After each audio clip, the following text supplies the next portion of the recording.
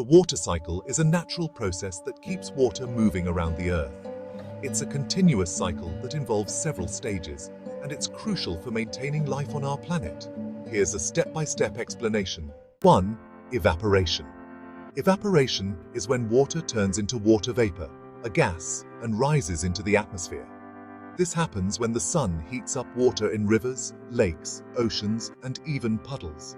Think of when you leave a wet towel out in the sun. The water slowly disappears because it's turning into vapor and going into the air. 2. Condensation. Condensation occurs when water vapor in the air cools down and changes back into tiny water droplets. These droplets gather to form clouds. When you breathe out on a cold day, you see your breath turn into a mist. That's condensation happening right in front of you. 3.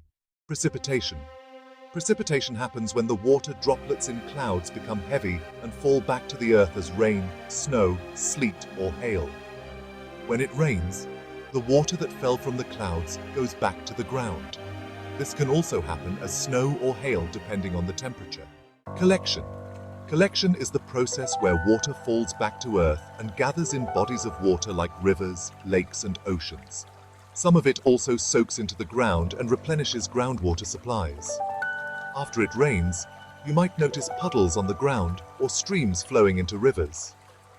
This is water collecting and flowing back into the larger bodies of water.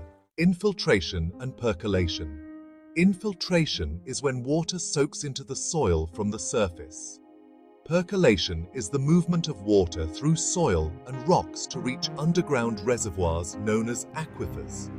When you water your garden, some of the water soaks into the soil and travels deeper into the ground. This is an example of infiltration and percolation. Why the water cycle is important. The water cycle ensures that water is continually replenished and available for all living things, including plants, animals, and humans. It also influences weather patterns and climate.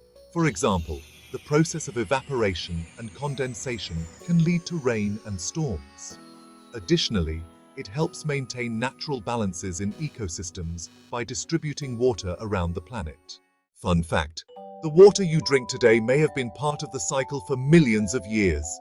Water on Earth has been recycling through the water cycle since the planet formed.